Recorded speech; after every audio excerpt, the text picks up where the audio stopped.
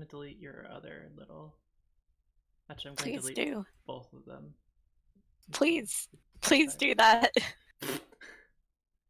Please, I'm begging you. Please do that.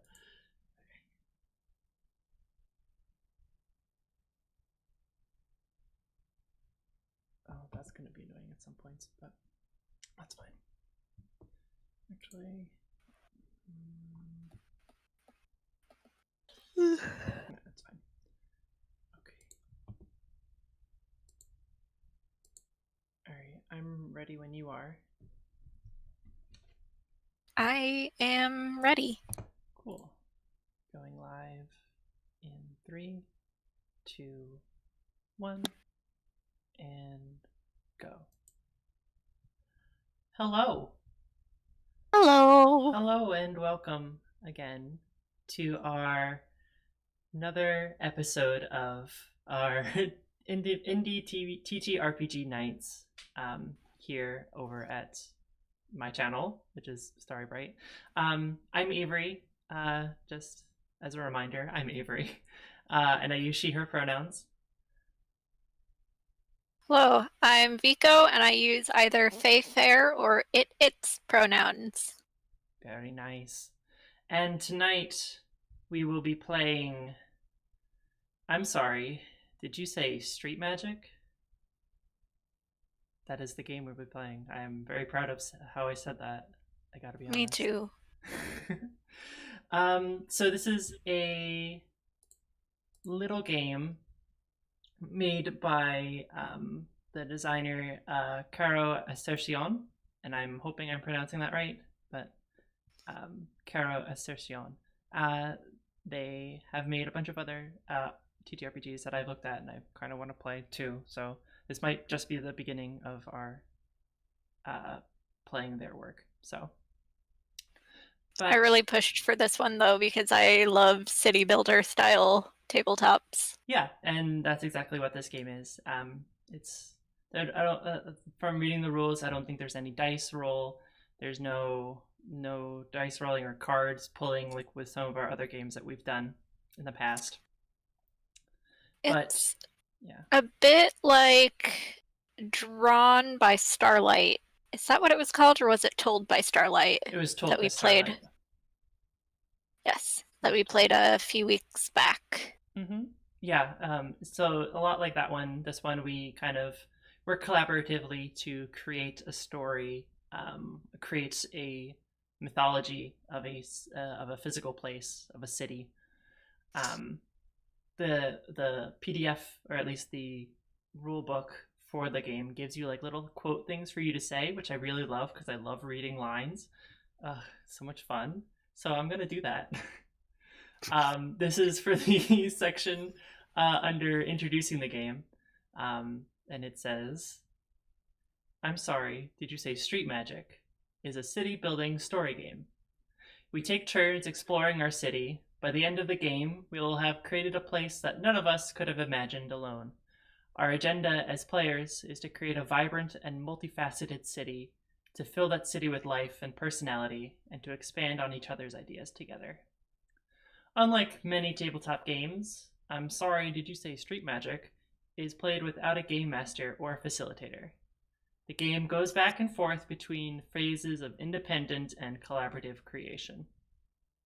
At times, we will decide on certain aspects of the city as a group, but on your turn, each of us has a complete control over what we add to the city." Okay. The next section, this next section, it talks about player safety and support. But there's, I'll read it. Why not? Safety and support is important, so I'll read it. "I'm sorry, did you say Street Magic is designed for light, breezy gameplay? However, much like exploring a city in real life, a game of Street Magic might lead us down strange paths or in unexpected directions. Here are a few different safety tools we can use during the game to look out for each other. Any of us can use these tools at any time during play." So we've got rest stops. So basically we can take a break from the game. We've got holds. holds basically just we stop the game and we talk about what's going on. And we've got lines and veils. So these tools are basically our boundaries and things that can't appear in the game, things that can appear but not into much detail. I think we both know each other's lines and veils pretty well, so I don't think we're gonna touch into them unless you want to actually talk about that. I mean, if we want to be like clear for the audience, then that's one thing, but we do know each other pretty well. Yeah, so at this point. Yeah, I think we can. I think if it comes up, we'll discuss it. But I think until then, we'll be fine. If you're okay with that. Yep. Okay. All right. And the next section is setting the tone. Before I continue, Vico, do you have the stream running on your end? Because I'm starting to hear myself through your end. I do, but I have the sound off. Interesting. Then I'm just. It might be that my headphones are. That my volume is too high. That might be it. All right. Let's see if that. I turned the volume down, so we'll see if that helps. Cool. Sorry, I didn't mean to break the immersion, but I wanted to get that technical issue out of the way. Okay. Anyway, this next part, setting the tone. So, and more text for me to read, hell yes. The first part of creating our city is establishing its tone, the color and texture of the setting we want to explore. As a table, let's decide on 3 adjectives that will set the mood of our city. We should pick at least one from the list below, but we don't have to limit ourselves to these options. So Vico, why don't you pick one from the list? Here, let me get the list pulled up. Oh my god. There's just a lot of cool stuff happening in this list.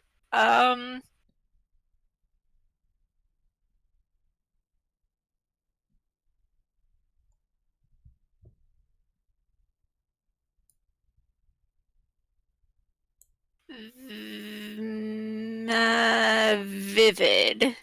Vivid. Okay. Oh, where did it go? There we go.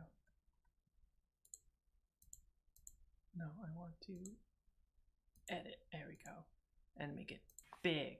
There we go. Wow. I'm I'm really glad that this is that Roll20 is working for us here. Yeah, we were trying something else earlier and it was not working, but this is working. Yay.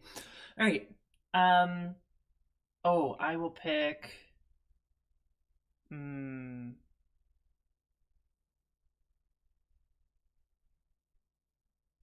Oh, you're right. There are so many good ones.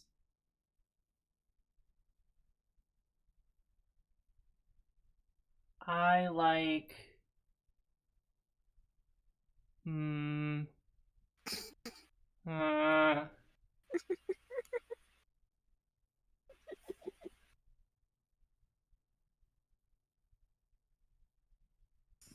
Right? It's difficult. It's like I'm gonna pick jagged. Ooh.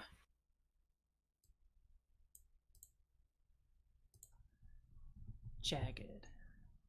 Put that there. Yeah. All right. And what's your second?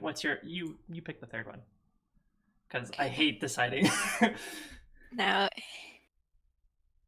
it doesn't need to be. Does not need to be from the list either. So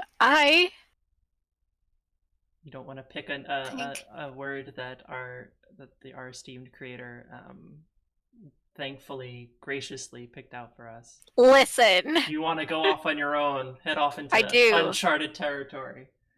It's how the game is played, Avery. Let me think. Don't know if misleading is the word I'm looking for. Like, what do you mean by misleading? Like, there's always something kind of going on under the surface. What you see at first isn't like the whole picture. More than meets the eye. Yes. Okay. It's more than one word, but well, Well, I'm trying to capture that feeling, that essence. or like I'm thinking in terms of like the thing with the fair folk where like you can't really take what they say at face value because even if they're not lying, they're being tricksy. Okay. Duplicitous? Sure, that works. Oh, now I have to spell that. Okay. Yeah. DUPLICITOUS. I do believe. Yeah, I think that's correct. Cool. Duplicitous. Cool. I have never made it past round 2 of any spelling bee because I don't work well under pressure. That is a mood. All right. So once we've settled on 3 adjectives, we write them on a blank index card, or in this case, into roll 20 here, and we place it at the center of our little thing.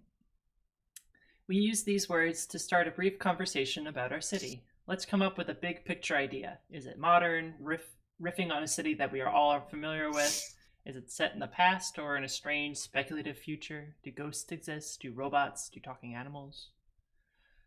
So, what is our brief conversation about our city? What's our big picture idea? What do we want to do? I kind of like the concept of like modern fantasy.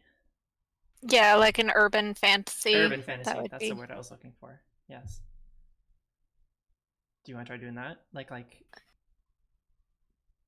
something like that? Yes. Okay. Or do we want to riff off of a city we both know? The city you're most familiar with is New York City, which I hate. Yeah, that is true. You do hate it. And the city you're most familiar with is what? Rochester, yeah? Rochester, yeah. Which I don't think you've spent enough time in to form an opinion of. I haven't really. I mean, it's a nice place. I like it.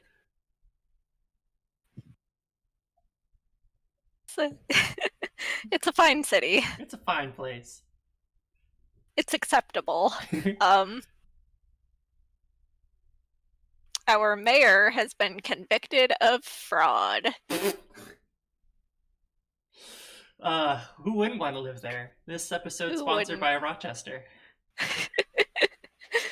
We don't have our own football team, so we all root for the Bills. Freaking Bills. Okay. So we've got urban. Stop. We got urban fantasy. Okay. Do we want to do like a big sprawling, like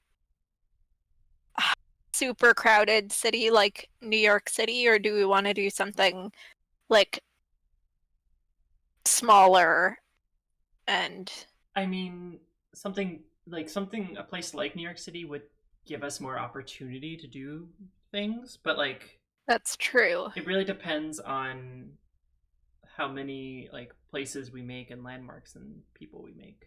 So that's fair. It could either be we'll see how it. Yeah, we'll see how it goes. We'll just wing it. It's fine. Fine. It's fine.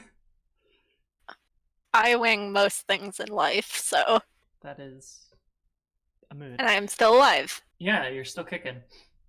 So, all right. So we have our tone, I guess, of the city, which is just urban fantasy. But we have our 3 words too: vivid, jagged, and duplicitous. So that'll help inform how we make our city. Okay. So now we are ready to move on to the next step, which is laying the foundations. So we need to add just a few cards to the table to help spark our imaginations. So, the person who most recently rode public transit should go first. That would be you. Yes. When was the last time you left the house, Miko?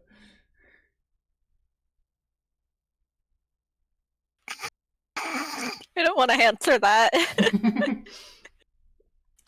That's fair. Okay. So next, I will turn to this section, exploring a neighborhood. Here we go. So this next section is called exploring a neighborhood. They are neighborhoods in this game are the broadest, most overarching type of cards that you can play to build your city.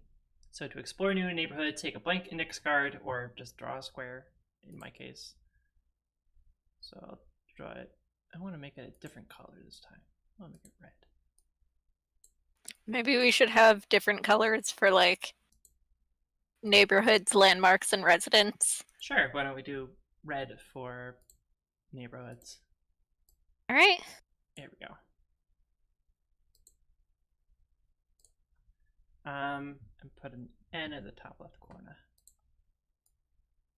Boop. And then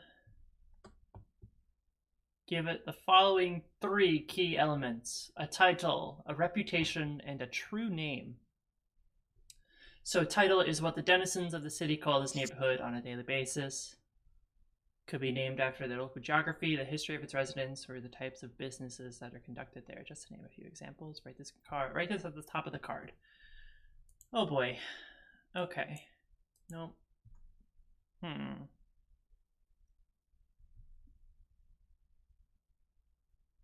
I'll go simple. Yeah. Nope. There we go. No.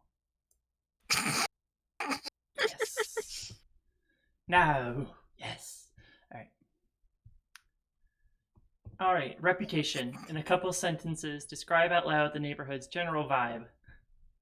Give it a vibe check, essentially. Is it Vibe check the harbor? Vibe check the harbor. While I read this, invite other players to ask questions. Okay.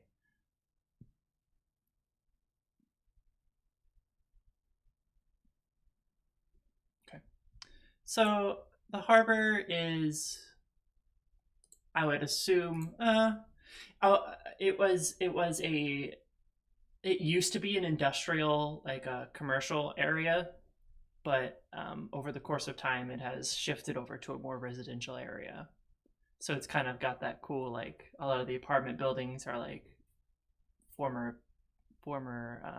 warehouses and factories, that kind of cool thing. So it's mostly a residential area. Is it like? Is it gentrified? It sounds gentrified. I was about to say, like, it sounds like Brooklyn. Yeah. Do we Is want it to capable of being considered gentrified if it started out as commercial and it's only like and then transitioned into being residential? It really depends on who lived there when it turned residential, That's true. then what's happening now. Oh gosh, I don't know if I want to introduce fantasy gentrification and fantasy racism. Let's pretend we live. Let's pretend the city exists in a state of like gentrification doesn't happen. Cool. So it's not gentrified, but it's still a nice place to live. Okay, so this little box should be bigger. Oh no.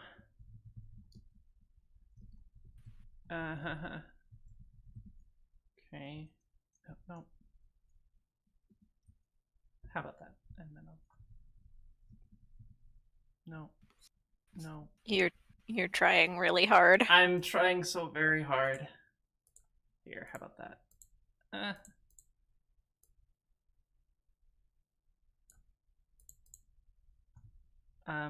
What else should we add to this? It says, how do its residents think of themselves, and what do other neighborhoods think of them? Like, is it trendy? Like, do young people, college students, people recently out of college live there? Or is it more like families live there? Hmm. Older folk. I think it might be a nice.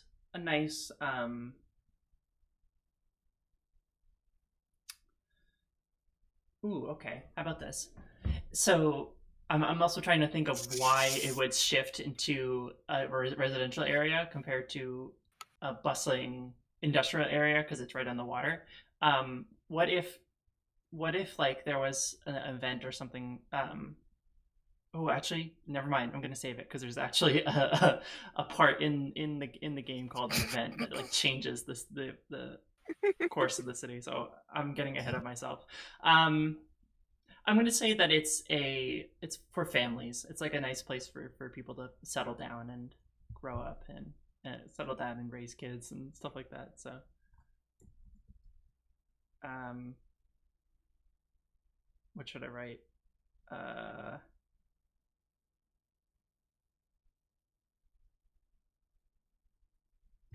Homie. There we go.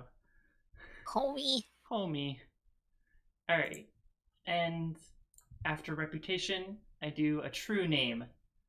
Every neighborhood has a magic all its own. To confer a true name, come up with 2 or 3 descriptive sensory images that paint a clear picture of the neighborhood in your mind. Write these at the bottom of the card. Okay. I will write them.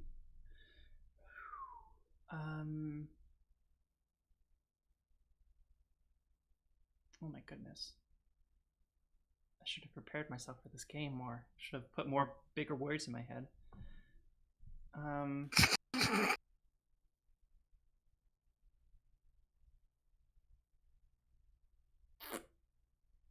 I'm gonna put homie again because that's the word that I just just thought of.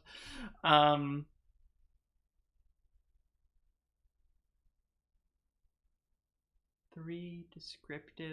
2 or 3 descriptive sensory images.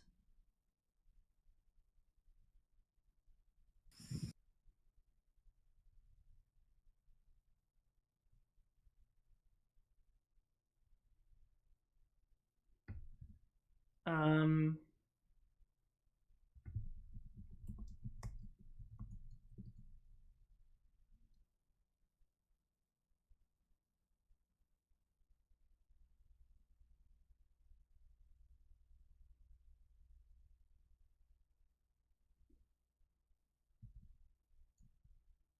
hmm.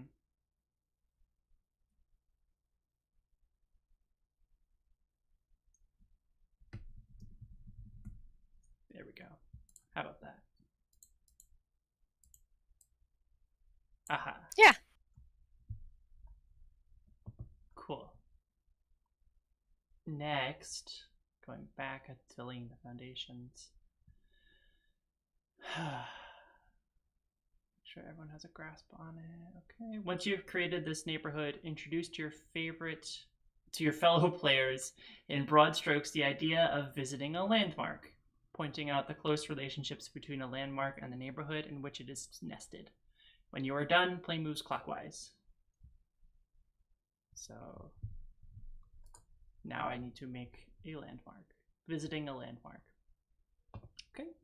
Time to make a card. Okay, what color should landmarks be?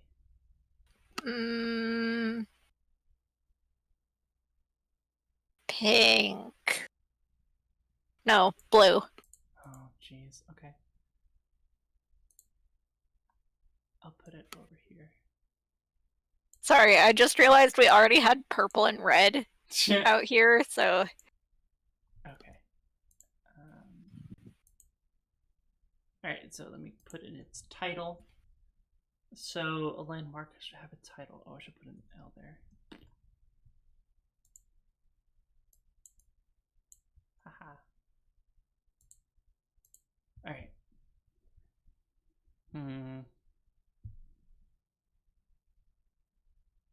Okay, this is the docks at the harbor. I never said I was good at being creative.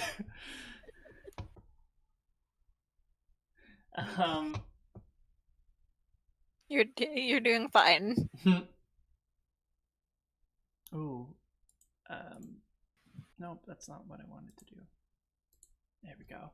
So the next one is landmarks have three aspects to them, just like neighborhoods do. Landmarks have, oh my gosh, this PDF. Okay, have a title, like always, an address, and a true name.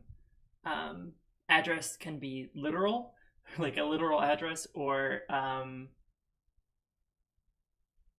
it can be sort of more poetic, more esoteric. So let me put its address, which is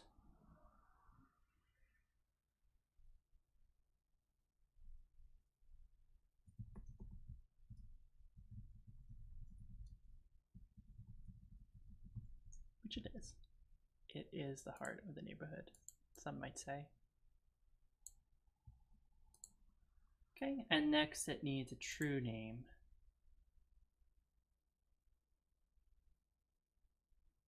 So,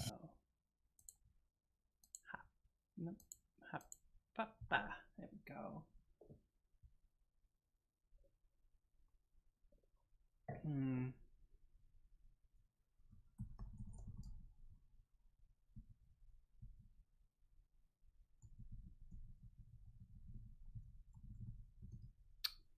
I'm only going to do 2 for this one, so I can think about it.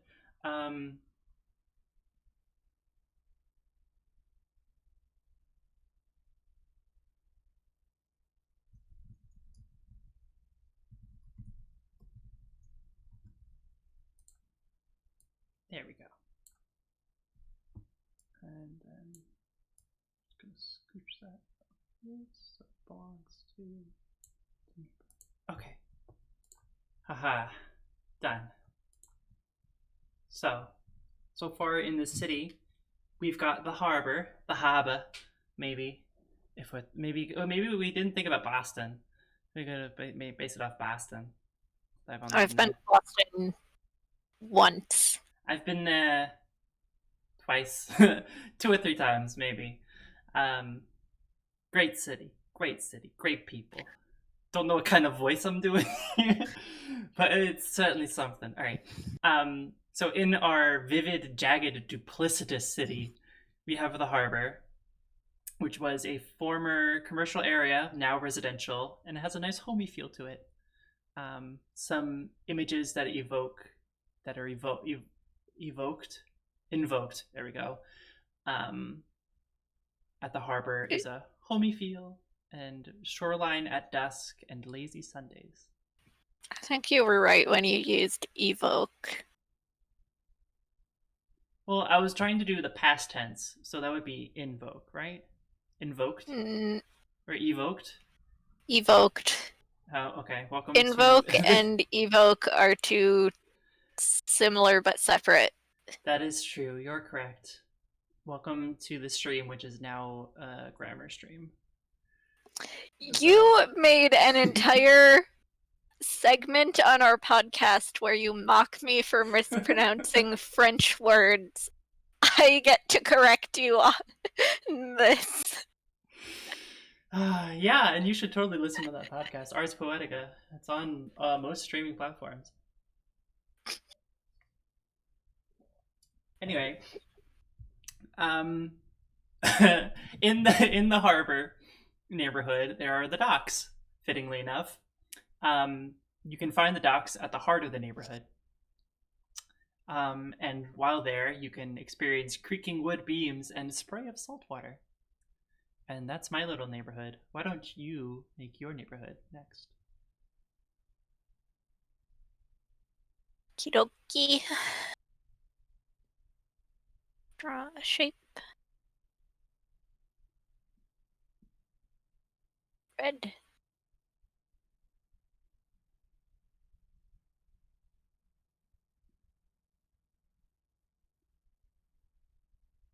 And Oh, that's tiny. Oh,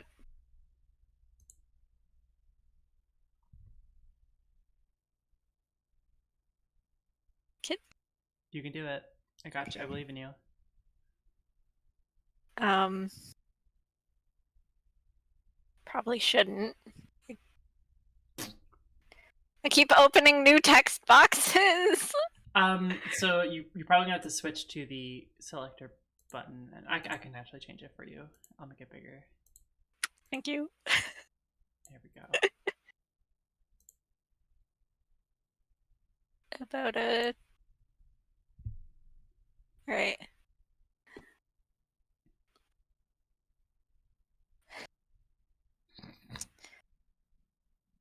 What shall we call it? What is its title?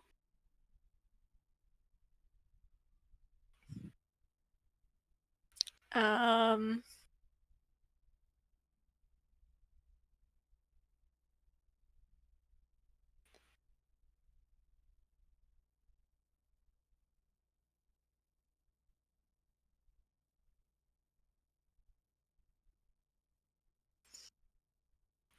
the elbow. Okay. The You elbow. know, The the elbow. elbow. The elbow. The elbow is like one of those trendy sort of, there's an equal amount of apartments and shops. It's like a lot of young people live there. Okay. Is it near? Low. Is it near a college? Is there like a university there or something? Yes, somewhat near a university. There's a lot of coffee shops. I'm basically basing this somewhat off of where I live, Oh, okay. I got you. except it's also definitely one of those places. What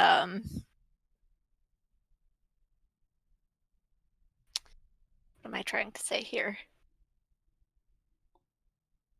Outwardly, it has a very neighborly vibe, but like it seems very vibrant and like people get along, but if you live there, you sort of start to see like people don't really talk to each other. No one There's really like, wants to be.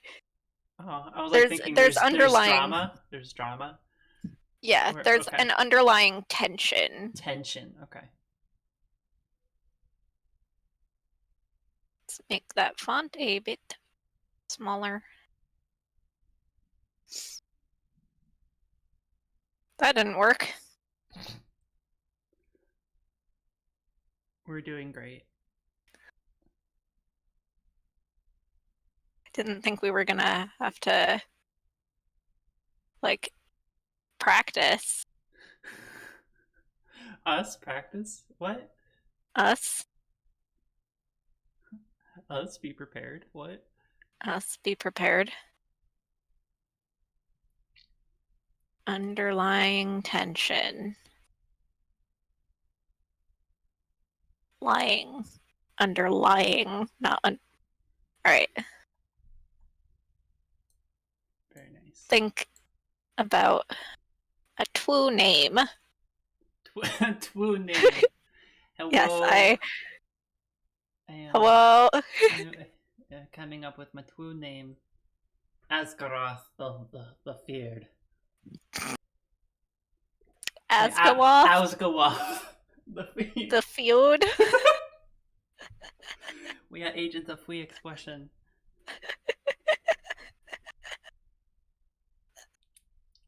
That's all I can think of. All right, come up with your words. Chop chop. We're on a schedule. Let's go.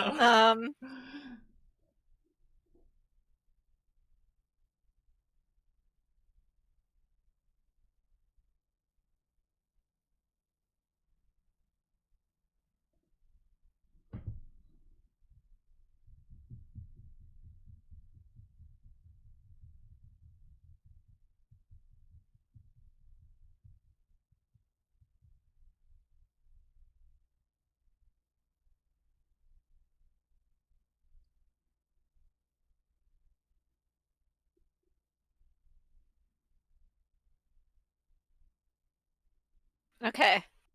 Oh, okay. So the words you chose were bitter coffee, hot metal, and the sound of a lock clicking. Those Yes. those are very evocative words. Thanks. All right. Um, Now, yeah. What's your landmark?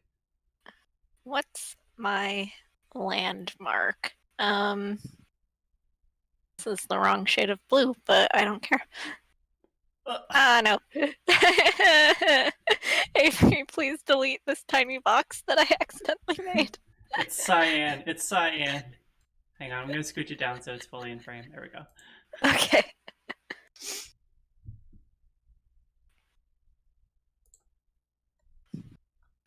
Yeah, we discovered while we were like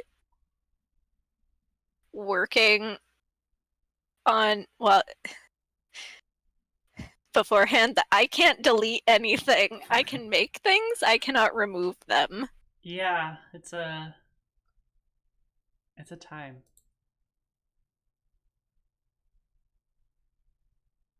Okay.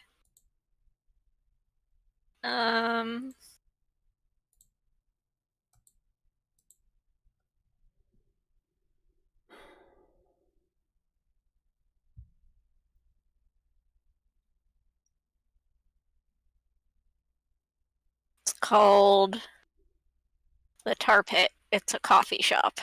Okay. Famous one, I assume. Moderately famous. Uh, Is it like one of those where it's like best coffee in so and so city?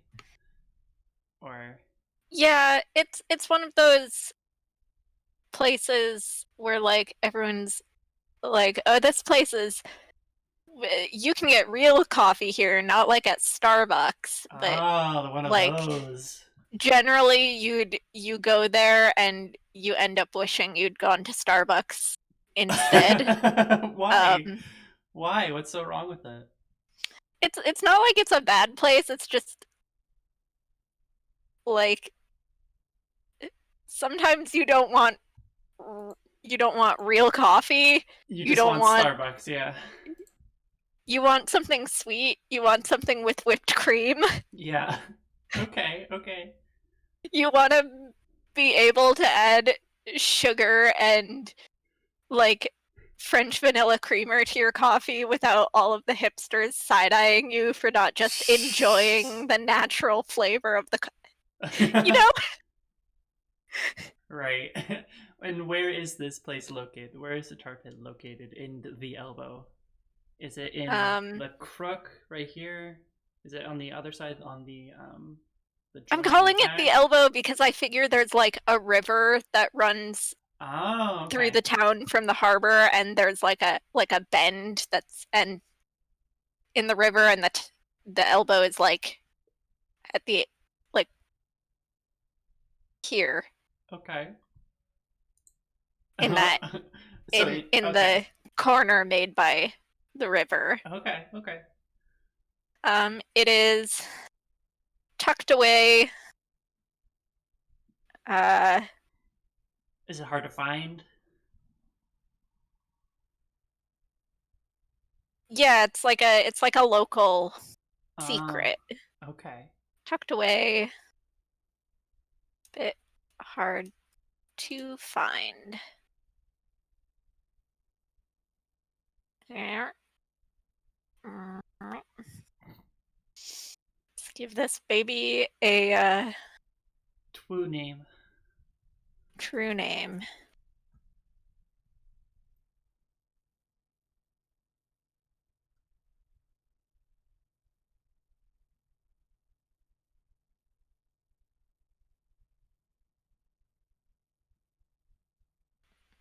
Contempt and ceramic. Is that just a one term or is that two separate terms? It's it's like it's two. Okay. It's one of those places that plays like weird plays room full of teeth all the time. Oh my god. That would be an experience. I don't know how I would feel listening to a room full of teeth in a public space.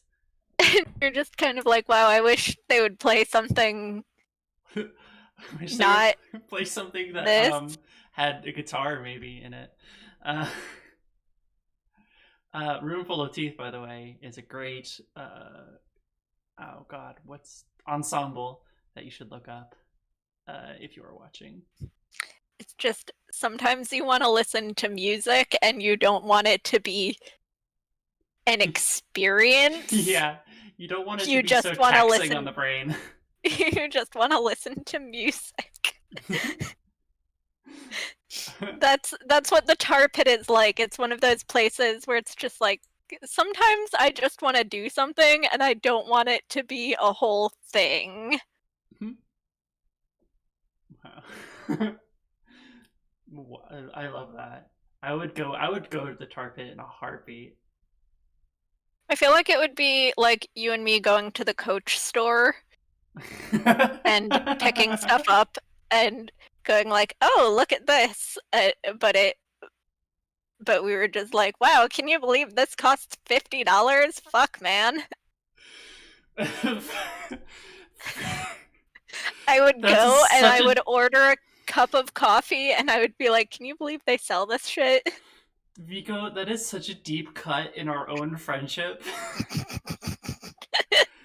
I have to be really reminded of the time that we went together to a Coach store, and from the before times where we could be in person together without masks and stuff. We went into Coach and just looked at every single overpriced item and went, "Can you believe this shit? Can you believe this?" Where else did we go that we did that? We did that at the Hot Topic for sure. Yeah. And the Hot Topic was nice though. I bought many pins. That is true. I also bought pins there. I did get stabbed by many pins. Yeah, it's very dangerous. They have those little just buckets of pins, and so you just stick your hand in and it stabs you. Anyway, back to the game, I guess.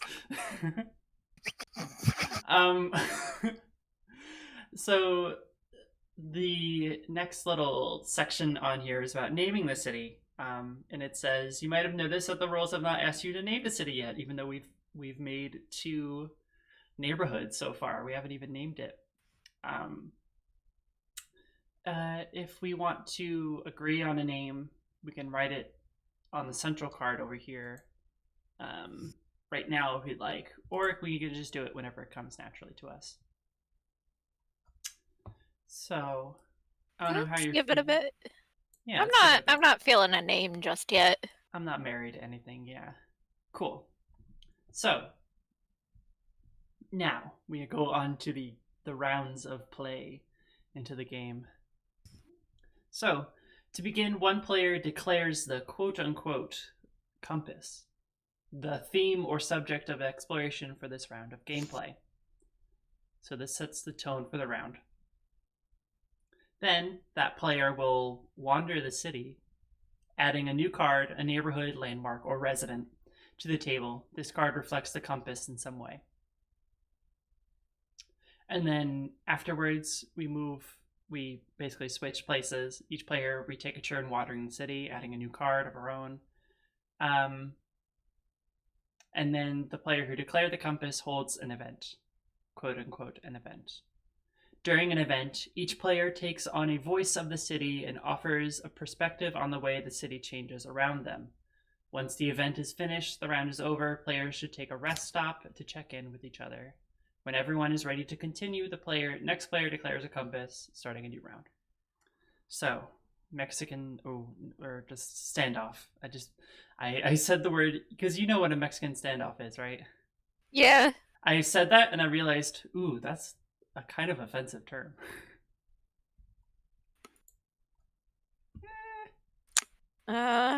Anyway, standoff time. Who wants to declare? Who wants to declare a compass?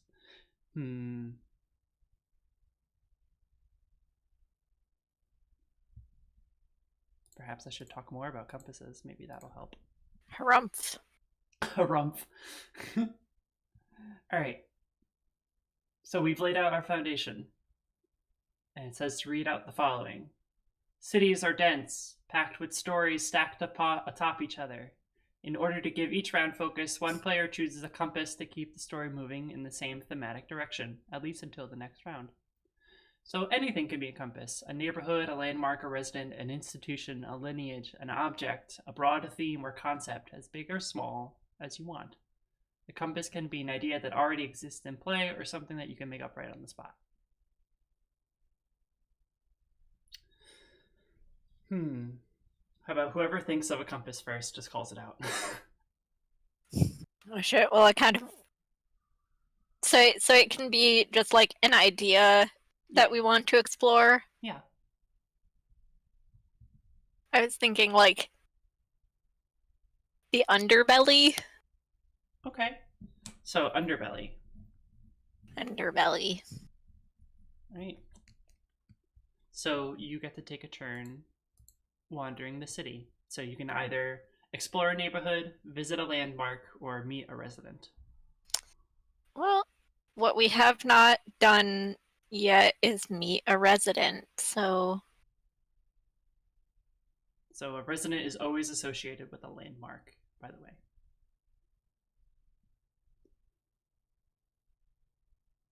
Ooh, what color are we going to make residents?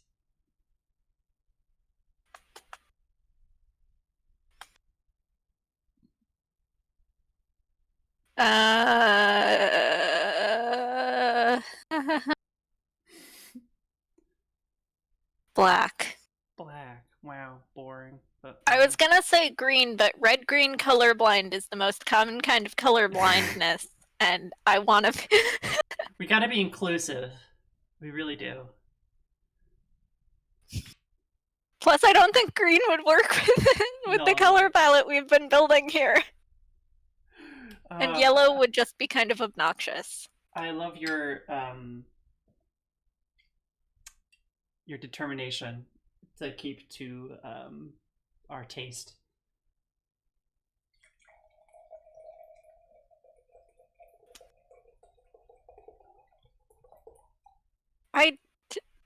I like color. Color is good. So, and yeah, you like color and you choose black. Okay. Black is a color. It's a shade. Draw your square.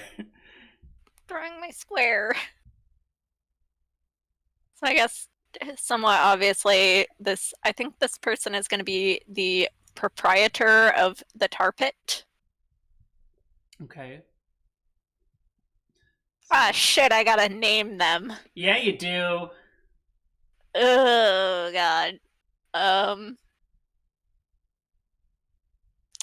Let's pull from... Fuck. Swanee McAllister is a TTRPG character that I have had in the wings and haven't yet gotten the chance to play. You're just whipping it out. Just wow. They're they, them.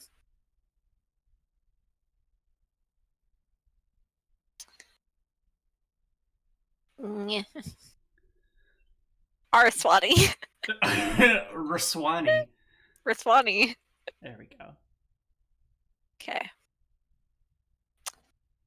Residents have a title and also pronouns. So for residents, describe this resident briefly to the table. If they have a noteworthy profession or other important qualities, feel free to write that information down. Like neighborhoods and landmarks, every resident also needs a true name. Unlike a neighborhood or a landmark, however, a resident's true name is established through collaboration during a vignette, a short scene in which all players participate. Ooh. A vignette is a brief glimpse into a resident's daily life. To begin a vignette, the current player decides where the scene takes place. It should be connected in some way to the landmark where the resident is nested. When in doubt, setting the vignette at the landmark itself is always a safe bet. The Okay. current player embodies the resident. Other players play various aspects of the setting, the weather, music, local flora and fauna, sights, smells, tastes, the passage of time, or other characters in the scene. Oh, okay. So my idea for Swanee, which is somewhat different from how I would actually play them when I finally get the chance to Mm-hmm. do that, Yeah. is that so they're the tar pit proprietor and information broker. Ooh. Shit. Jesus. I made this box too small. I wonder if I can make it bigger. I can make it bigger. There you go.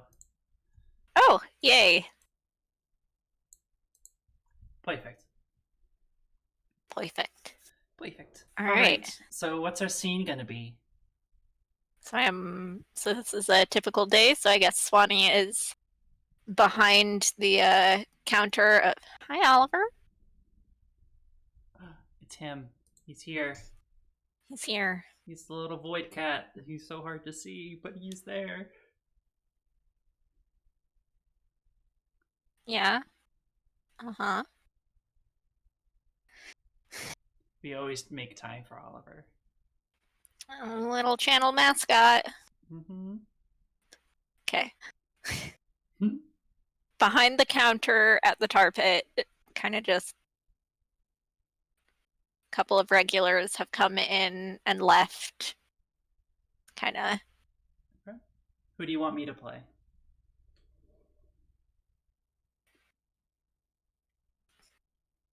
I'll leave that to you to decide. Oh, okay. I didn't super think this through, so Okay. Oh, geez. Okay.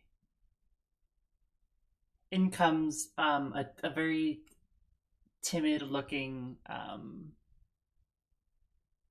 woman, sort of clutching onto like a briefcase kind of thing, or like a leather bag, leather briefcase bag kind of thing.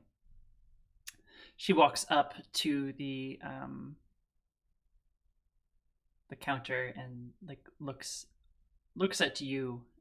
Are you like at the register, quote unquote, register, or yeah. okay? Hello. Uh, do you happen to have um uh, um I'm sorry, I really don't know how this works. Is do I Well, this is a coffee shop, ma'am. You order a cup of coffee unless you're not here for coffee. Yes. In which case you still order a cup of coffee. Come on, I got a business to run. Oh, of course, sure. Just regular, small, I guess. Small black coffee. I don't know. I don't drink it. Do you have tea? No, Oh, fine then. I'll get you a water. Oh, okay.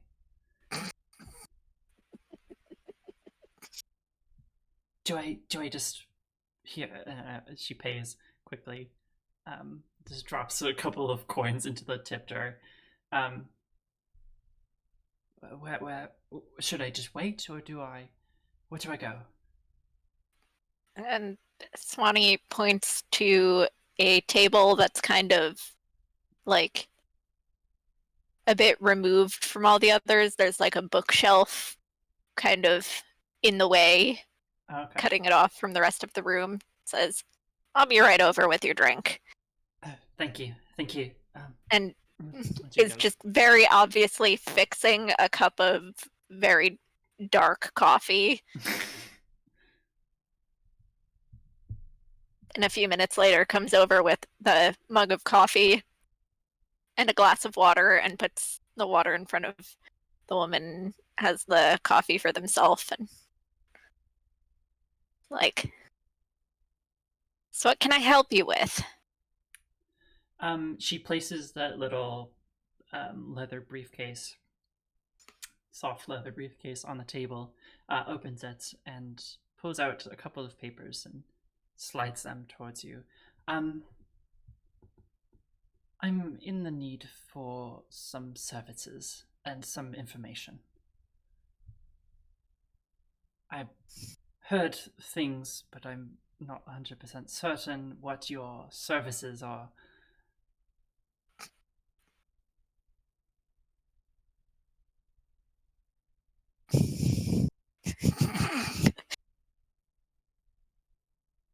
Well, information is most of what I do. Very, very, very good. But I can negotiate.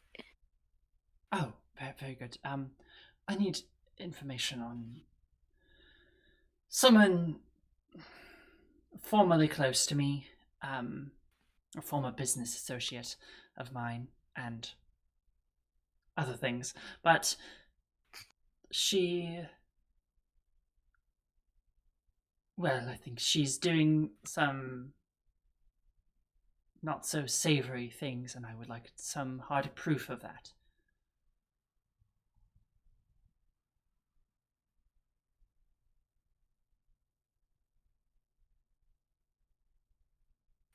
Hard proof. All right, well, first of all, I'm going to need a name. Second of all, none of this is going to be admissible in court. You know that, right? Oh, this courts aren't anything that I'm worried about. I am needing. This is mostly just for me. The name. Well, you can just call me Claire. Her name. Oh. Who am I investigating? What unsavory things? I'm sure you've seen a lot of movies, but I need, like, can't read your mind here. All the information is right there, and she taps the papers. Ugh. Ugh. Swanee kind of reading. Ew. leaves through them. I think this would have been faster if you'd just told me out loud. That was Avery not trying to not come up with another name. And after like a minute or two's like, all right, come back in a week. See what I can get for you. Thank you so much. Do you want her dead? Because, like, I can do that. Yes, I'm aware. I'm aware you are capable of that. Bundle services. There's a discount. I'm listening. I run a business here. The discount, you say? So, how much percentage off if I were to ask for a bundle deal? 15. You have a deal. But I need the hard proof first, and then you may go ahead with whatever it is you do. All right. I'll see you in a week. Enjoy your water. Yes, thank you. And she just drinks it in one go and then gets up and leaves. Oof. Woof. Cool. Is that the scene? I guess that's the scene. Cool. So we've established Swanee as someone who's like a criminal. Criminal. Kind of snappy. Not very friendly. Yeah.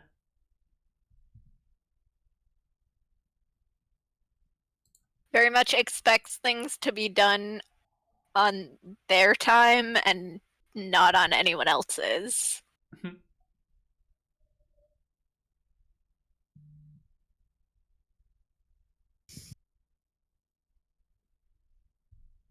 do we translate that into a true name?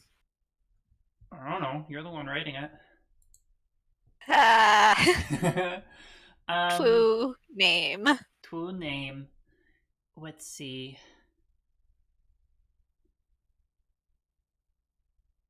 Hello, McAvoy. Hello. Hello. Um, Unpelish. Relish. Um,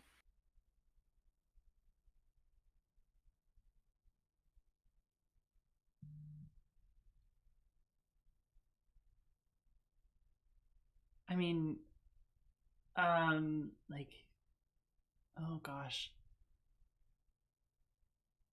Okay, how about consider this: uh-huh. sour words as one of them, Okay. and Sour words.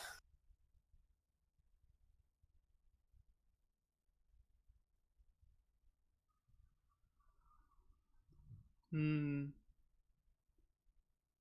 blood-stained dossier, and that's all I've got. Bloodstained dossier and the scent of old dollar bills. Ooh.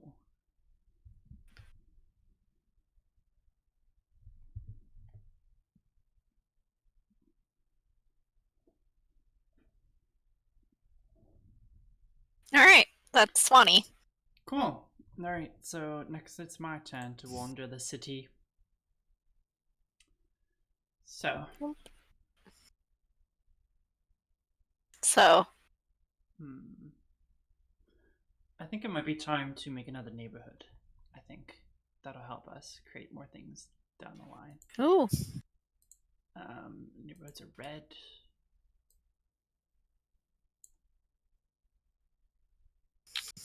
No, no, I want the text. There we go.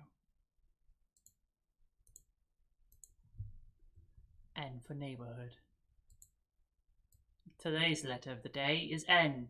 N stands for neighborhood. I can't stop doing this damn British accent. okay, take your time. Dumb British accent. There we go. It's gone. Um. Now I need to name it.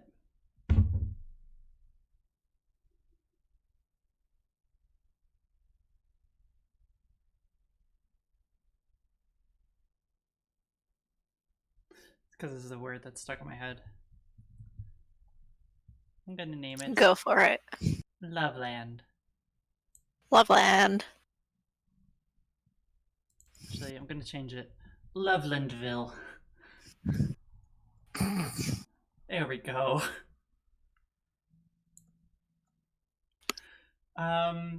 Oh, okay. Now I need to describe it.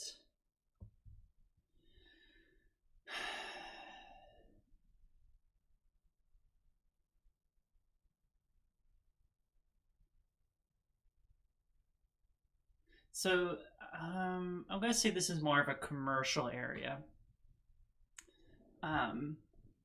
So commercial. Change the font a little smaller. That did not do what I wanted it to do. There we go. I can't spell. There we go. Okay, commercial.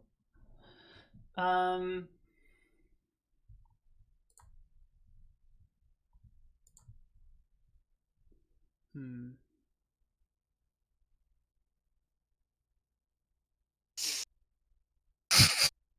I just keep looking at contempt and ceramic.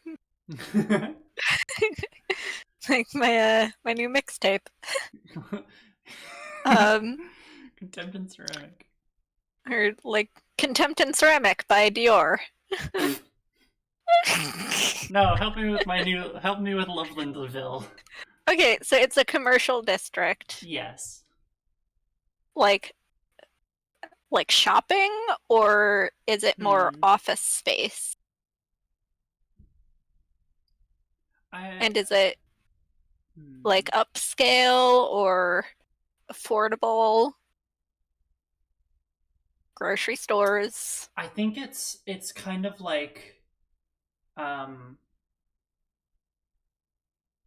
executive. Like it would be essentially, if we're thinking of like New York City, it would be equivalent to like the Wall Street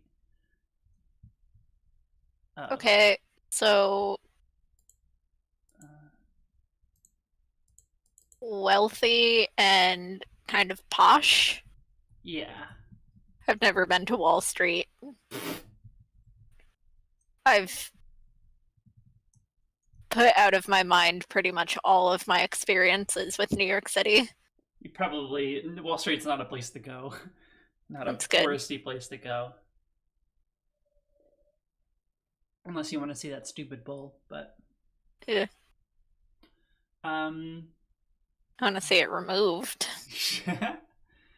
okay.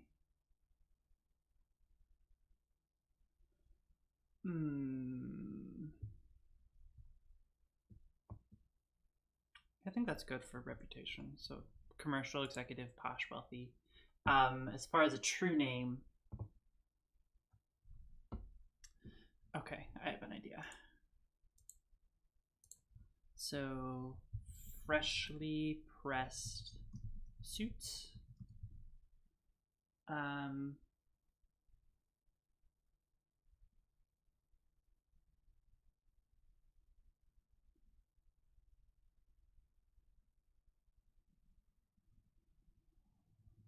just, and this is going to be a single word, but it kind of implies lots of things, but it's just excess. Just excess of everything. And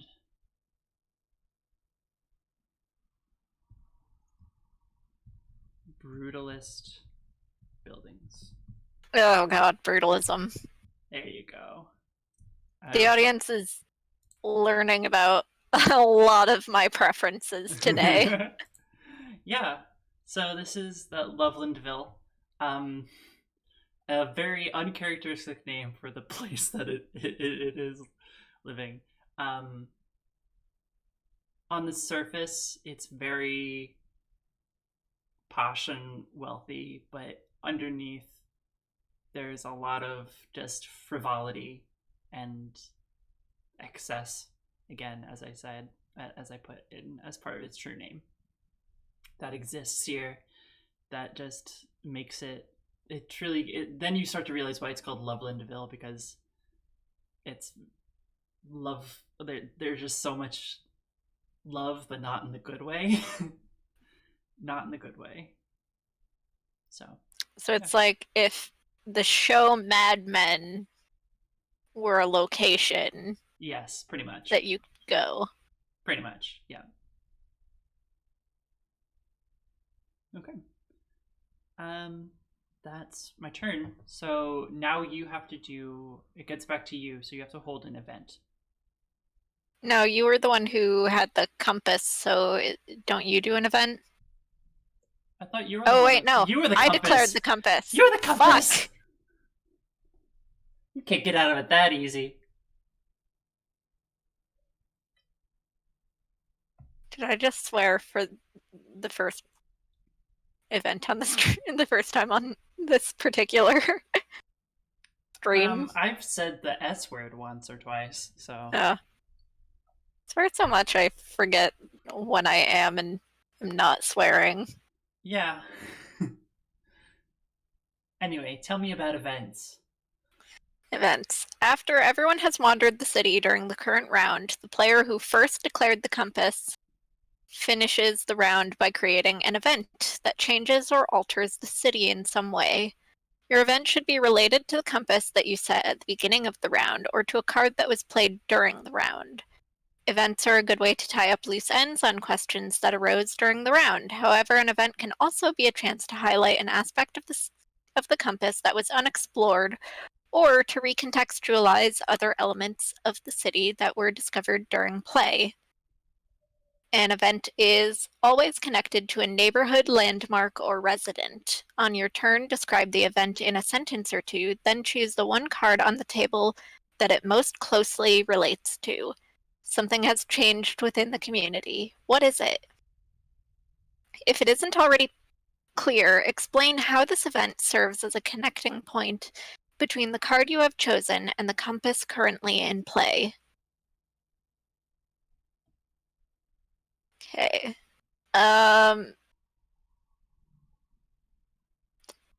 I want it to be.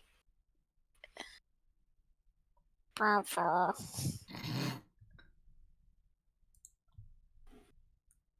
thinking it's whoever Swanee agreed to dig up dirt on and then assassinate, but it's connected to Lovelandville because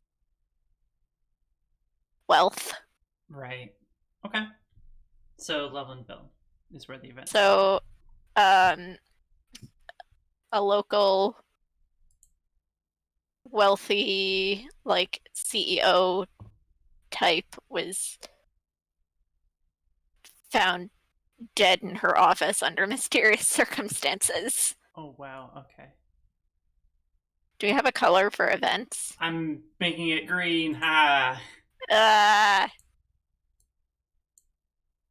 But like a soft green. Okay, it's like a gray green. Okay. So I'll just put vent there and just kind of stick it up in the corner. So wealthy executive found dead. Is she okay? Yeah, Yeah, she's okay, but she's dead. She died, yeah. Found dead in office building, I guess. Yeah. Cool. We might need to make the board bigger.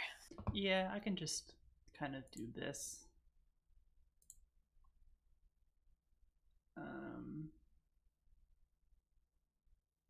We'll figure it out. We'll see. All right.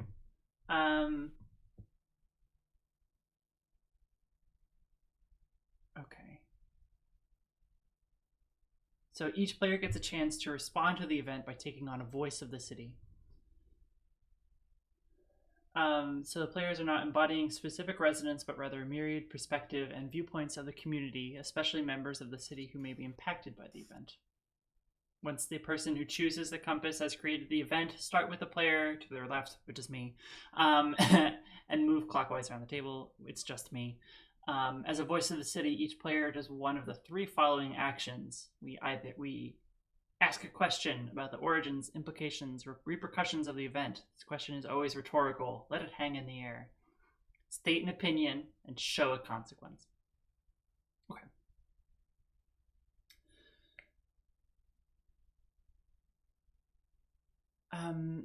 So this next question is, what next? And that's coming from the Claire, the woman who signed up for this. Just what next? What next? Where do I go from here?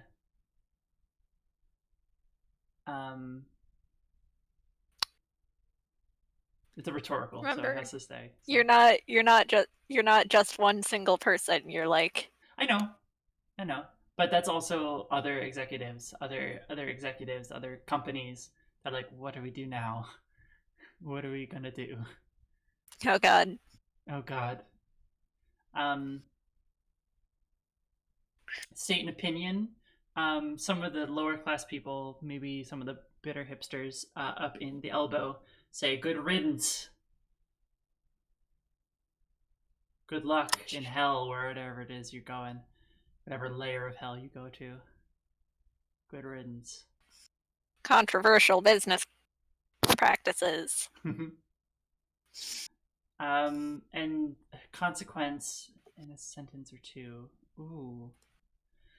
I mean, you only had to do one of these. You didn't have to do.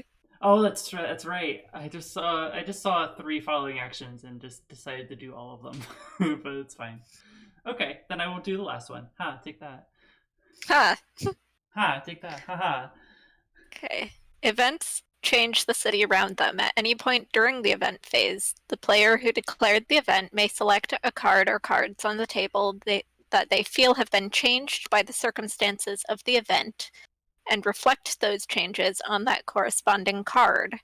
This could take the shape of rewriting a landmark's address or a neighborhood's reputation, moving a resident from one landmark to another, or altering a card's true name or title. Adjustment might take place multiple times during an event, but it should always happen at least once. Ooh, okay.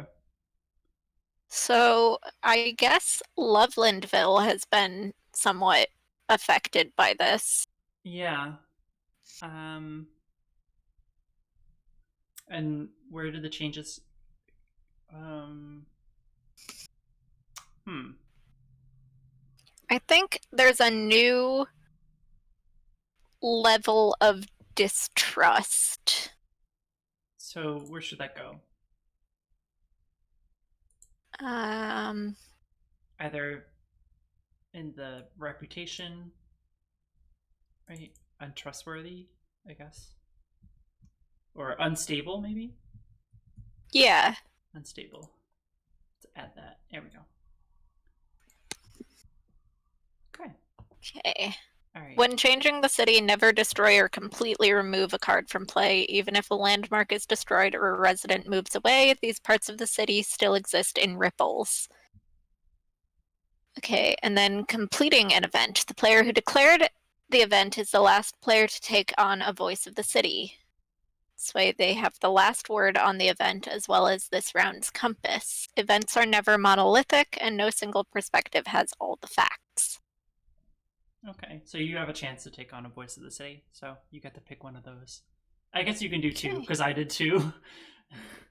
Okay.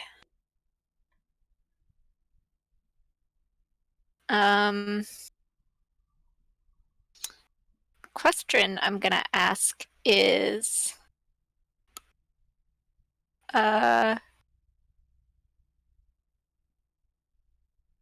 why this specific individual? Why did this happen? Okay. Everyone is wondering. Hmm. And a consequence is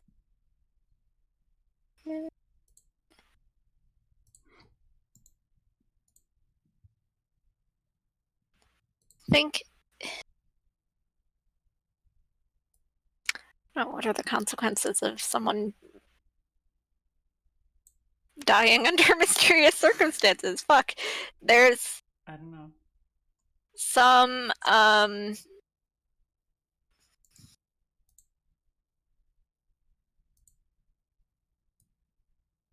no.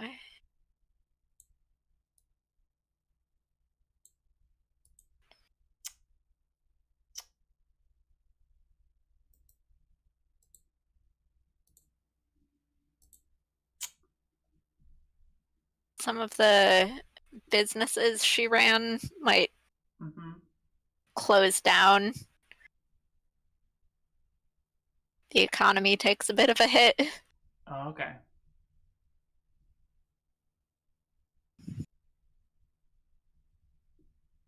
Okay. I don't know.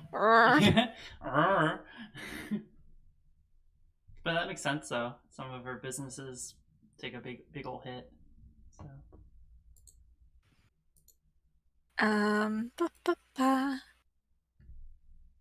After the leading player takes on the final voice of the city, they should end the event phase by writing a second perspective on the directly underneath the first perspective. The event's other side should complicate it, add a new point of view that came up during the conversation. hmm. Okay.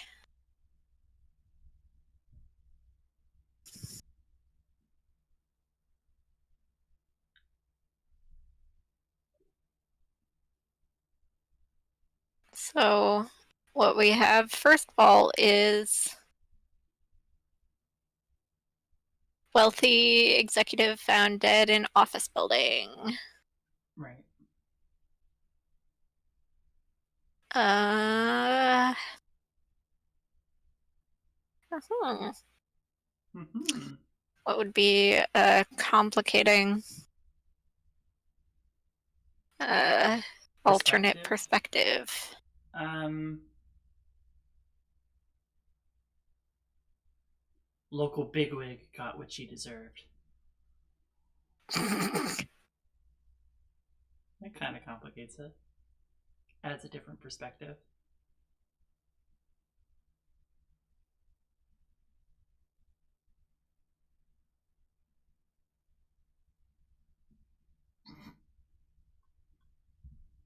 Uncle Bigwig got what she deserved.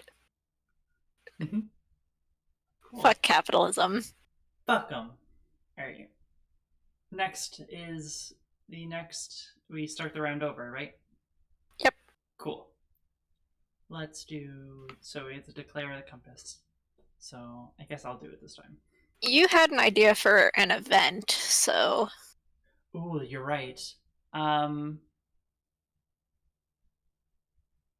Oh, so let me try and figure out the compass from that event.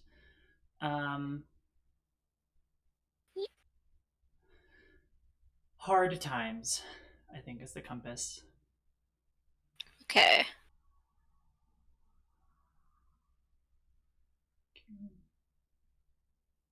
So I take a moment to explore the city, and I am going to make a resident Okay. of. Oh, actually, I don't want to draw it there. I'm going to draw it here. Resident.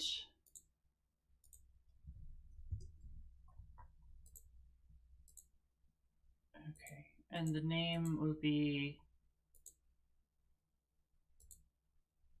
No one knows their real name, but they do go by um,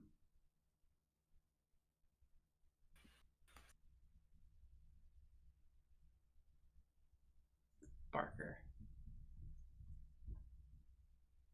like a carnival Barker. Uh, it's a uses he/him pronouns. Come on. Everyone on stream can see how awful I am at typing. Cool. Okay, him. He is a little. He runs a little stand on the docks. So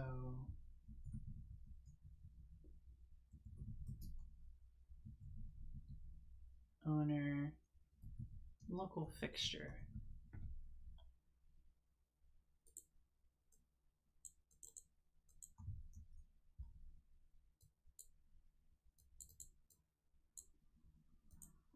Make you a little smaller.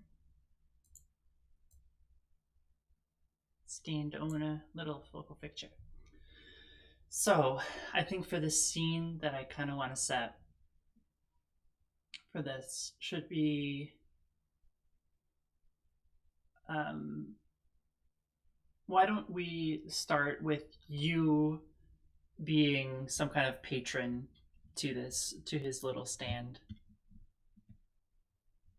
Okay. Where What he's what kind of stuff does he sell he or do? it's um he is sort of he's someone who you'll see every single day at the docks who shows up because the docks are sort of a little bit of a touristy area, and where like everyone goes who lives in the harbor will they'll go and hang out there, and people don't know where he lives, people don't know where he comes from, he just shows up every single day, um, and is there selling his things, and he sells random trinkets, just any lots of little knockoff um, toys and knockoff sunglasses and bags and stuff like that. But he's always there, selling away. Okay. Going to approach. I am just an average individual, and I just swan up like, "What is up, Barker? How are you today?" I'm doing just fine. How are you? How are I you? am great. Looking for a gift for my sister's birthday. Ooh, well, I have just the thing. 1 second over here. Um, I've got. Well, I don't know. I don't know. Is what's tell me what this gift. What are you looking for this gift? Well, my sister just she's a freshman in college. She decided to go somewhere out of state. She just wants something that'll make her a little less homesick, something to remind her of the city, the harbor. I got you. I got you. Okay, here. He pops it down. It's a little snow globe of the docks. A little snow globe. This will be perfect. And I know what you're thinking. You can get this anywhere, but watch this. And he shakes it. And instead of snow going out, it actually realistically displays the weather, the current weather. So right now it's like a nice partly cloudy day, and so the snow globe reflects that. So you just shake it, and then it says whatever weather we're having here. That is perfect. Yeah. Um. So that's gonna be just you know 10 and 6. Um. But for you, I'll do half price.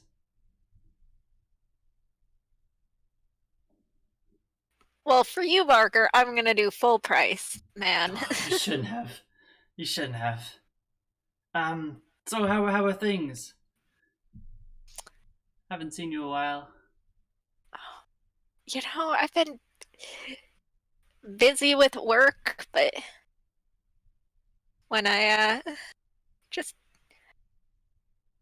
when my sister was a kid, we used to love coming down here, seeing what new stuff you had at your stand, man. When I knew I had to buy her something for her birthday, I knew I just had to come to you. Well, I'm very grateful that you decided to stop on by. Um, well, uh, if you don't mind, old Barker, just let Lyndon twist in your ear for a second. Don't you mind? Do not mind, Barker. Small price to pay. Of course, of course, of course. Um, I've been here a while. I've noticed things. I've watched people. I've watched you grow up. I've watched so many other kids grow up and leave this place and come back and leave again. The things are changing. Not as many people coming back as people who leave.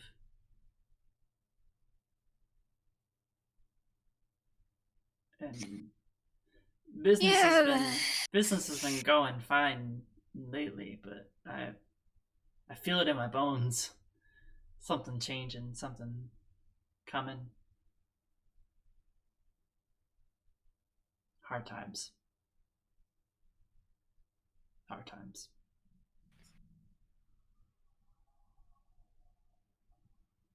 Yeah. Kinda, I know what you mean. I know what you're picking up what you're putting down, Barker. I've seen it too. Yeah. But Uh, I don't mean to be all Debbie Downer, but why don't you go and get that gift? Get that mail that gift on over. Um, I gotta go do my rounds. So well, You thank you again, Marker. You have a nice day. Tips his invisible hat to you. Walks away. Pushes his cart away. Okay. Magic man with a magic gift stand. Magic man. Alright. So his true name, We're just gonna do that every time, aren't we? Yeah, I am at least. True name should True be. name. I'm open to suggestions if you have any. Um.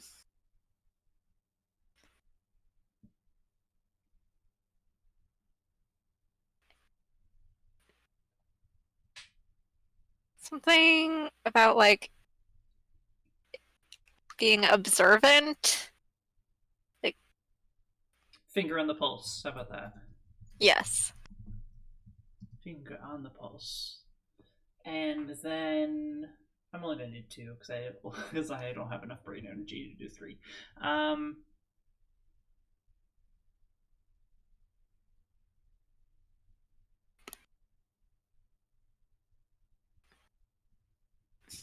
My tablet's dying. oh My no. tablet that I've been using to look at the chat. Oh, it's okay. Um, kind beyond words. How about that? If I can spell things right, that would be great. There we go. All right. There's my resident as I walk the town, wander the city. It is your turn.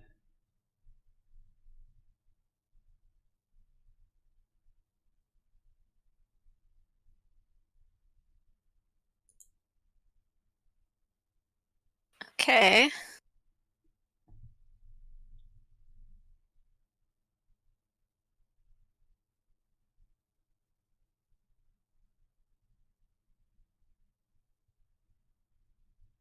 So, hard times is what we have. I'm gonna do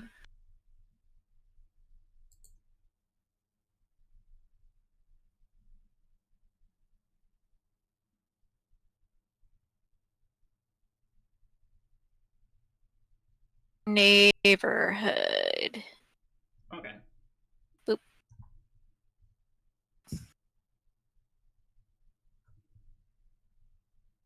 Neighborhood. Neighborhood.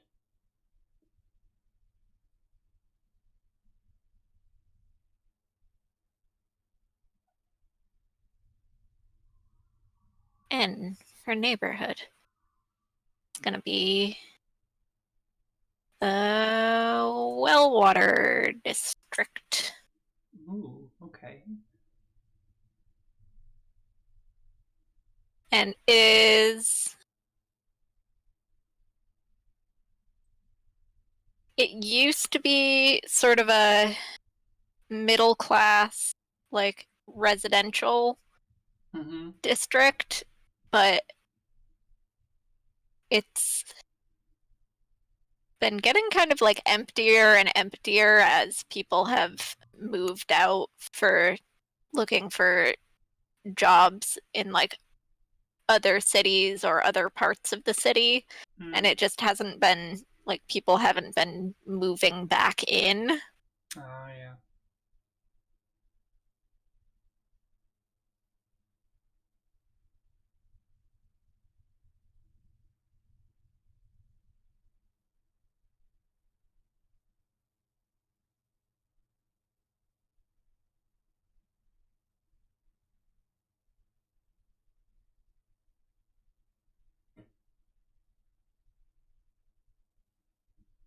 So what's its so once bustling residential area, now ghost town. Okay.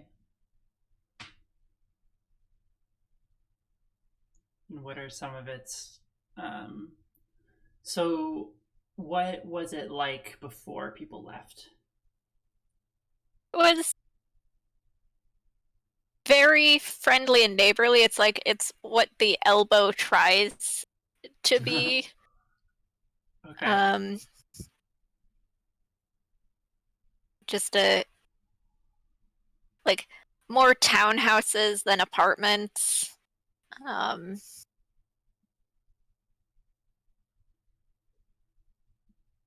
People had like gardens. Oh, It was a place to like raise your family in the same way the harbor was, but a little bit more like higher class. okay. The, the sort of people who can afford a house in a city. Yeah, yeah, yeah. Makes sense. Um,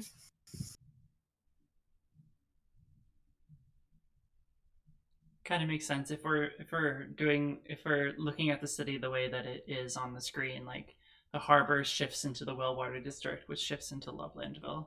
So people oh who yeah, work at Lovelandville probably live in Wellwater district maybe or used to. like not the bigwig executives, but Yeah. probably like the Mm-hmm.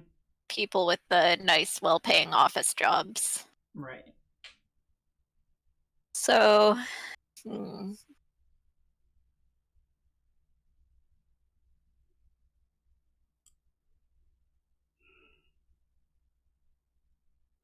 So what's it like now? So like what's it like now after people have left? the houses are more run down. There's 'cause, like no one's really upkeep. There's not a lot of upkeep. Um, Mm-hmm. People rent out their houses, um, but not a lot of them. It's not like a great place to rent. Mm-hmm. Yeah. Um, Probably a lot of Airbnbs. yeah,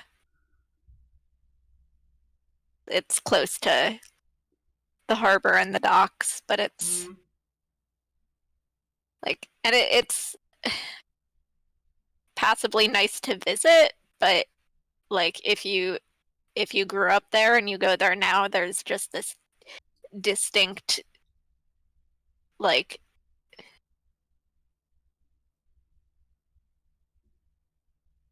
the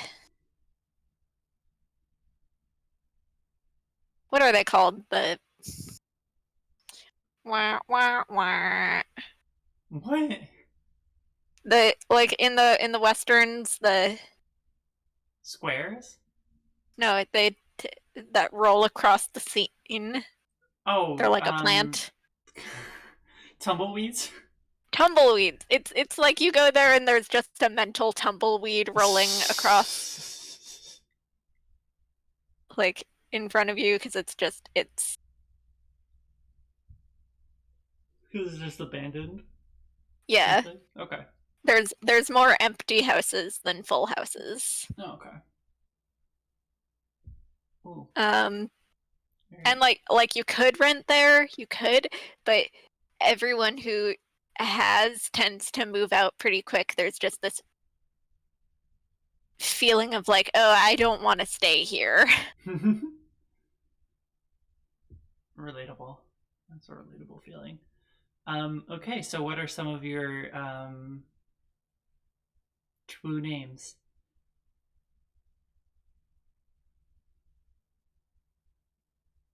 Echoes of old laughter. Ooh,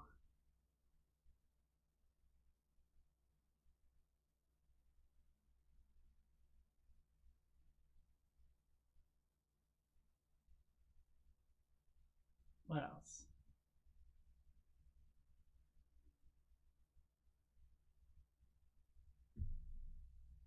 Peering through curtains.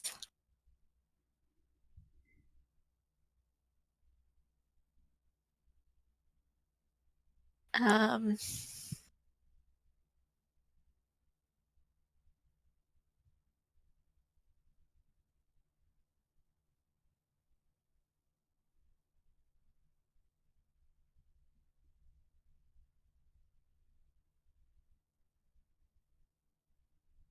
An empty house. Ooh. Spooky. Maybe for like some urban fantasy flavor, it's like actually haunted some places. Yes, that I was thinking that it's like cursed or haunted. Ooh, so like that's the reason why that people are living. So it's cursed or haunted. Yeah, Oh, okay. like it's in part just because of like times of hardship, but it's also been exacerbated by like the reason why it hasn't gone from being a middle class area to a more affordable, like people don't move in, Mm-hmm. or if they do, they don't stay because there's just something wrong about the neighborhood. Okay.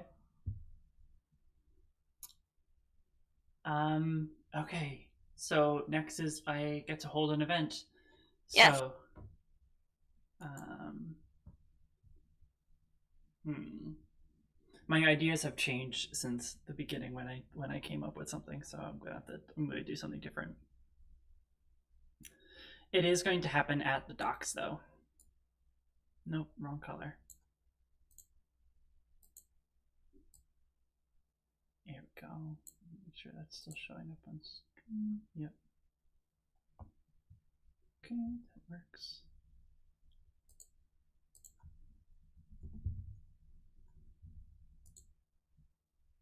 It's kind of small, but you get what I mean. Okay.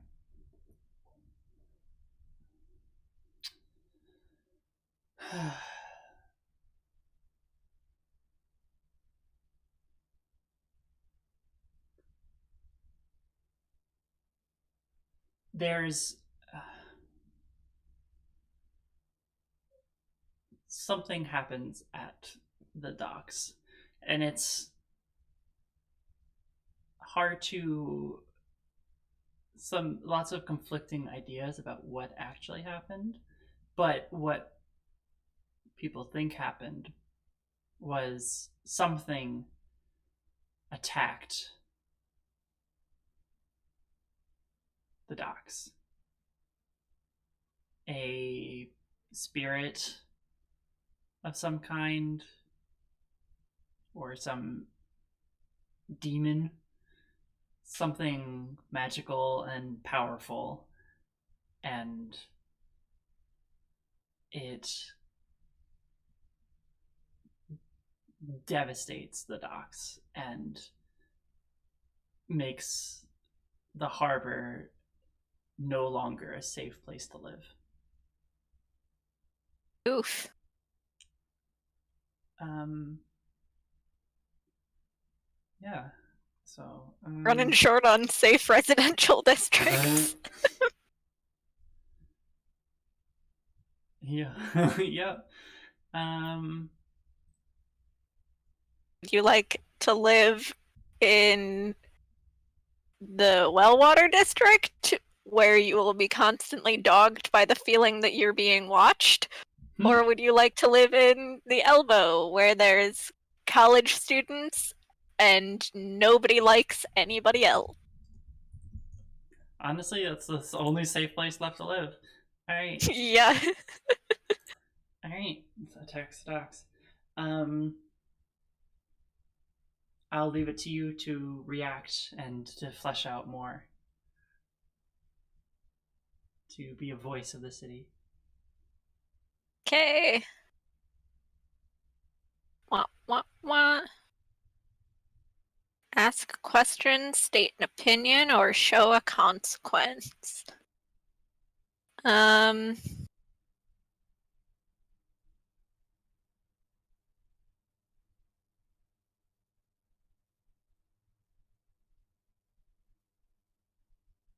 okay.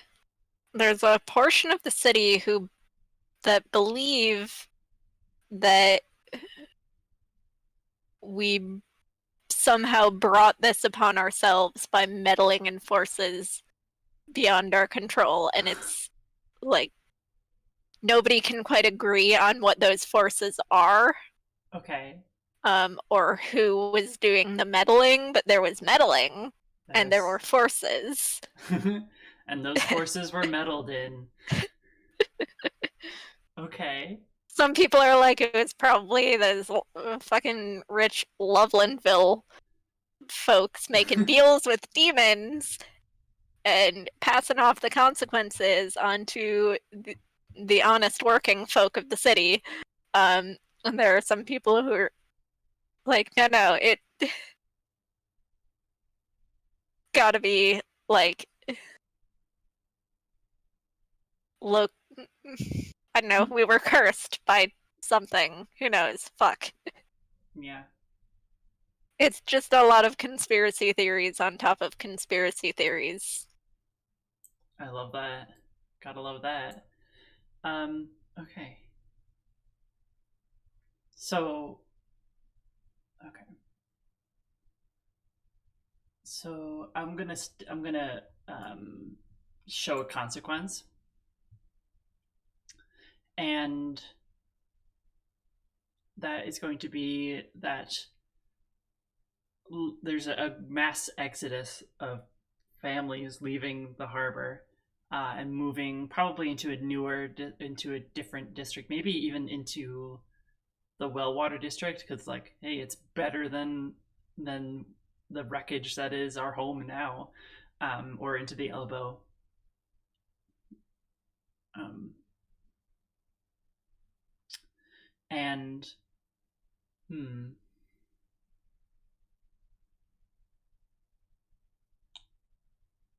yeah, I think that's all I can really think of. Is just this. It's just the massive exodus of people living in the harbor and the docks. And the docks have no longer, or like, people don't go near the docks anymore because it's, first of all, they're destroyed pretty much, and the amount of people who don't trust the place, it's just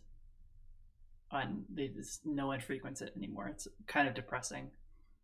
I Barker wonder what has that snow globe shows now. um uh not great. It's not does not look good. It still shows the weather, but the docks are destroyed in the snow globe. Aw. Unfortunately. Yeah. Okay. Um all right. So the docks, I'm gonna change their kind of reputation or address, I guess, to former heart. The former heart of the neighborhood. How about that? How does that sound? Sounds good. And then for the secondary um,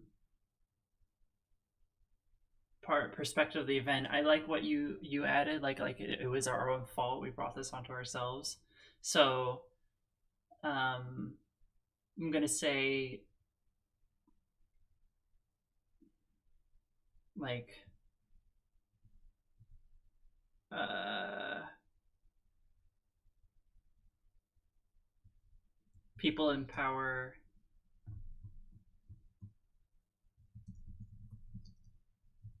cause destruction of their own city.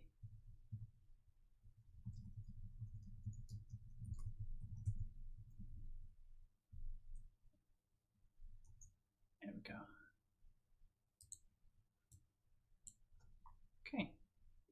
And with that, that ends the event. And we've been going for almost 2 hours now, so Yes. why don't we end this by naming our city? So, has anything come into mind for you?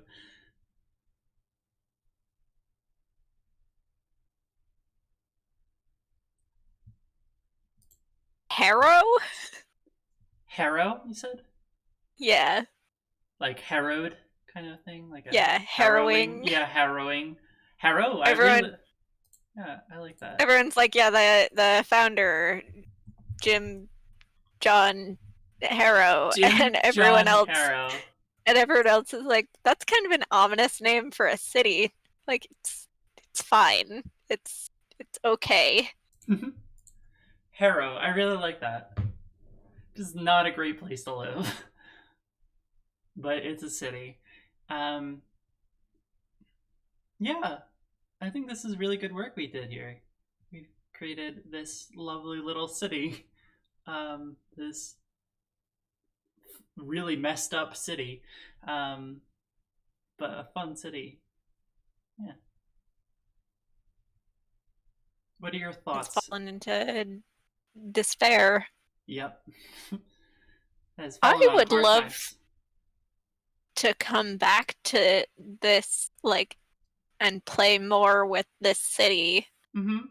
another Yeah. time. Yeah, we can definitely like try again with the city that we've built and just like keep making more things. So I'll keep this Roll20 thing set up so we can still do that, and we'll figure out a way of putting more space on there.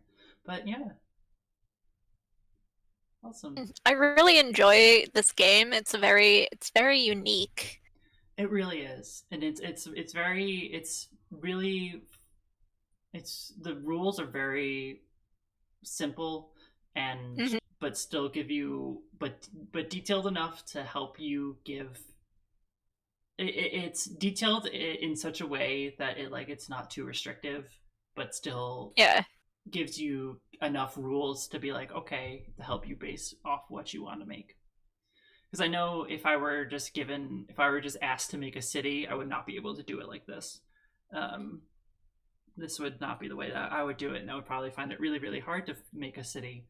But the way that this game is structured, it made it actually fun and easier to make a city. So It's a great place to make. This is a great system to use to make a setting that you can then play a a different more game, yeah. traditional TTRPG within. Mm-hmm. Yeah, and honestly, this has given me ideas because I haven't really played around with urban fantasy. Um, that might be something I might do in the future because of this game. So yeah, um, thank you so much for watching and accompanying us with while we create the city and we deal with technical issues. But which is mostly just us having to deal with Roll20, which is a great site. Please sponsor me. Avery, we made it through. We made it through a Saturday We indie did. TTRPG night without the Wi-Fi going out. Yes, we did. Oh my god, I'm so flippin' happy. You have no idea how happy this makes me. Oh, hopefully, let's go for next week, 2 weeks in a row. Let's hope. Wishing, Hope. wishing. All right, Vico, where can we find you? Doing other Find things. me here on Twitch at SmallVico, SMOLVICO. You can also find me on Patreon, which I haven't updated in ages because of brain stuff happening to me. Mood. Uh, Mood. I'm at Iconoclast Productions on Patreon. ICONOCLAST. Prod. PROD. That's Prod. yeah, prod. That's the. I'm thinking of changing it probably to Small Vico, just to bring everything into. You can also find me on YouTube. I think also at Small Vico. I have some Let's Plays up on that. Oh, nice. Awesome. And you can find me right here at Starbright. I'm also on Patreon as well. Avery Sacente, or A Sacente, SACCENTE. And you can also find me on YouTube as well, where I will upload these streams there for your enjoyment to watch, because Twitch after a while just deletes old streams, at least for me. And until I can get to affiliate or partner, which is ways away off, but that's how I will be doing things until that point. So my videos, our videos really, will be up on YouTube there over at Avery Sisente. Just look me up. Um, anyway, come back, tune in next week when we do another episode of Indie TTRPG Nights. We have yet to decide our next week's episode. We try to get those in before, but before the week before, but life, life. Life. So we'll get that out probably a day before or so. But yeah, you can also tune in tomorrow right here while I play a video game. I haven't decided what I'm gonna do. It might be Among Us again. Who knows? Still think we should try to stream Destiny. Yeah, but we're not good at it, so We're not good at it, but it would be fun. It would be fun. I am thinking of when Beyond Light comes out to play that. Oh yeah. Play the story mode for that at least, but I love how we were both like, okay, we have to hold each other to not spending our money on Beyond Light, and that was back when we started playing Destiny 2, and now we're just like, Beyond Light, Beyond Light. We're gonna do it. Anyway, that's beyond the point. Stay tuned. You can find me on Twitter at Avery_Sisente. That's where I announce all my streams. But yeah, thank you so much for watching and for watching us draw squares on a screen and creating a city. All right. Thank you so much. We'll see you next time. Bye-bye.